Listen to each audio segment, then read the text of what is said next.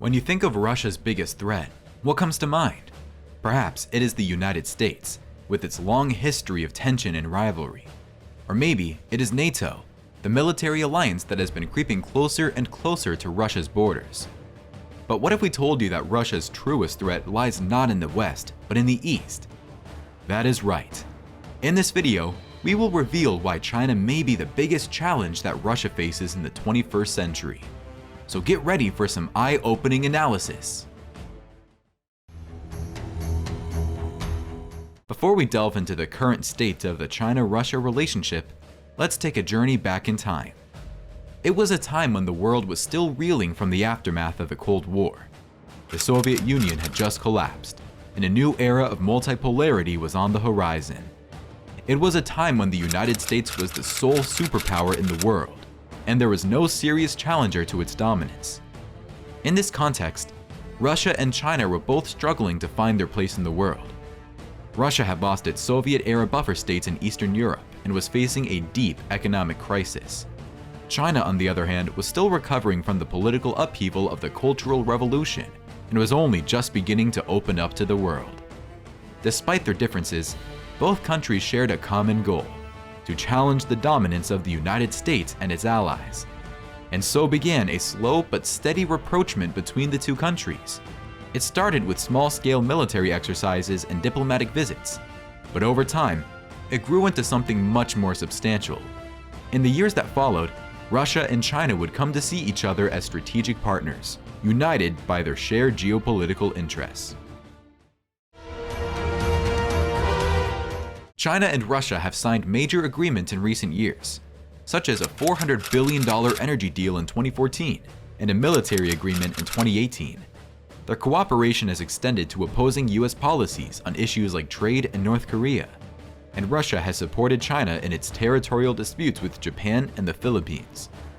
In fact, Chinese President Xi Jinping has recently declared that the ties between the two countries are entering a new era, as they seek to strengthen their strategic partnership and expand their influence on the global stage.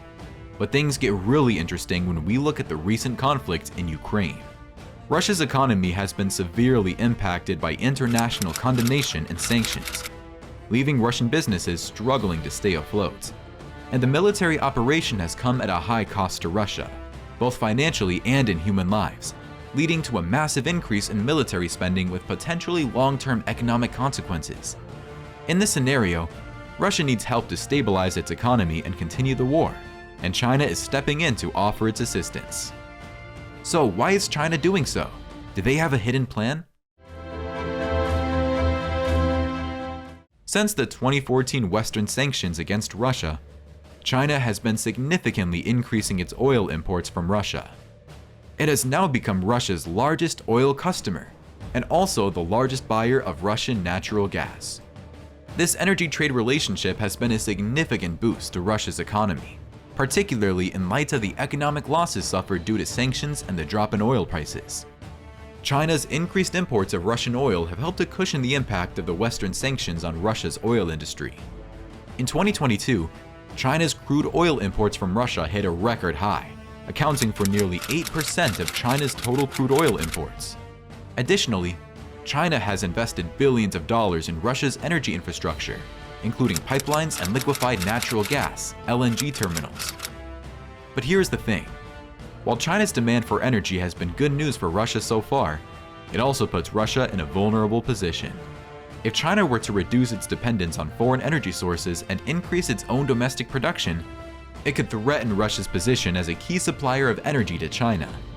And with China investing billions of dollars in Russia's energy infrastructure, the risk of China using its economic leverage to pressure or manipulate Russia in the future is very real. As we observed just 3 years ago, China's energy demands were impacted by the COVID-19 pandemic, which led to a significant decrease in demand for oil and gas. This had a direct impact on Russia's energy exports to China, leading to a decrease in revenue for Russia's oil and gas sector. Located in the Siberian region of Russia, Lake Baikal is of great ecological and economic importance. It is the world's deepest lake, and it contains over 23% of the world's unfrozen freshwater. Any large-scale water withdrawals could have serious consequences for its ecosystem and the people who rely on it. And guess what? China is interested in Lake Baikal. Well, according to reports, China is expecting a water shortage soon in this century, near 2030. And Lake Baikal, with its vast freshwater reserves, could potentially help to alleviate China's water shortage.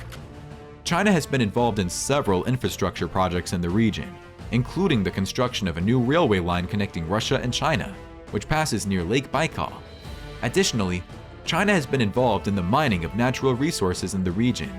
These activities have raised concerns about the potential impact on the lake's ecosystem.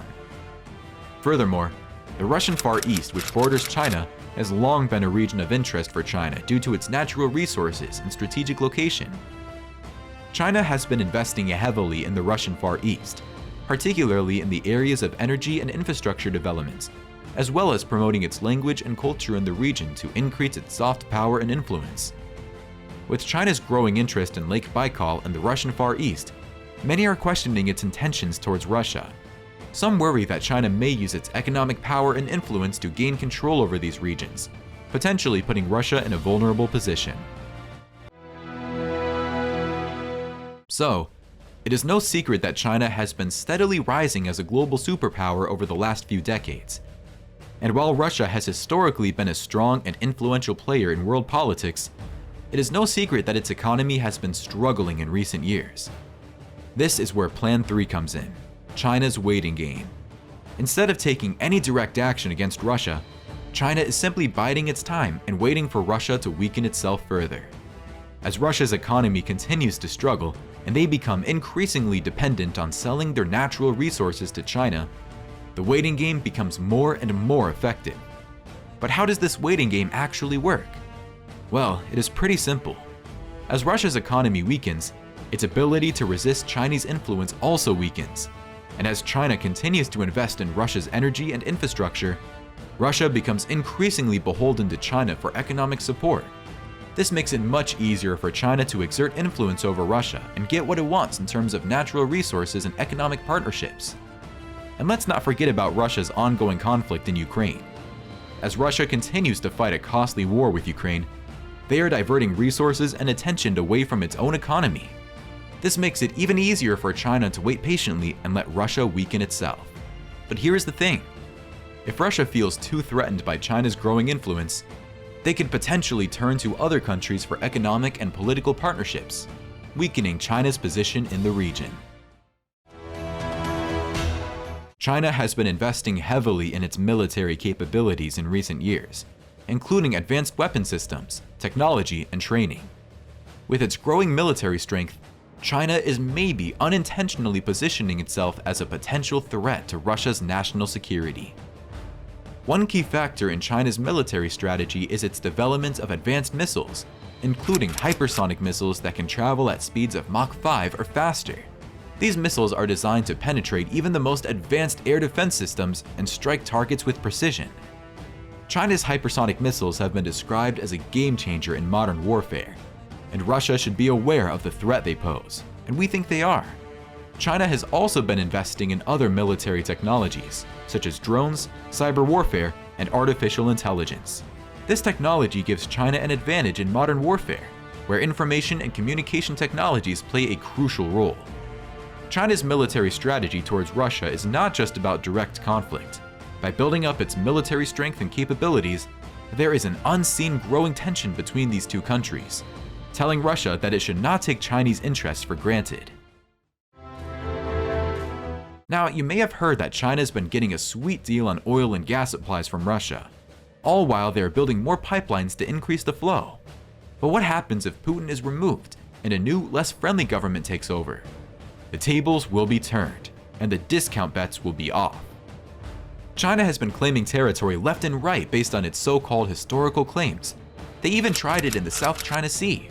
If Russia ever slows down or stops the flow of energy and water to China, they could find themselves at the mercy of a revisionist China that suddenly decides they want outer Manchuria back. And who knows, maybe they will set their sights on even more of the Russian Far East. Sure, Russia has been playing ball with China for now, but long-term cooperation? Not likely. There are historical fault lines, fears of China's demographic superiority, and concerns about its growing influence in Central Asia. Plus, there is a looming water crisis in the North China Plain. All signs point to an eventual divergence between the two countries.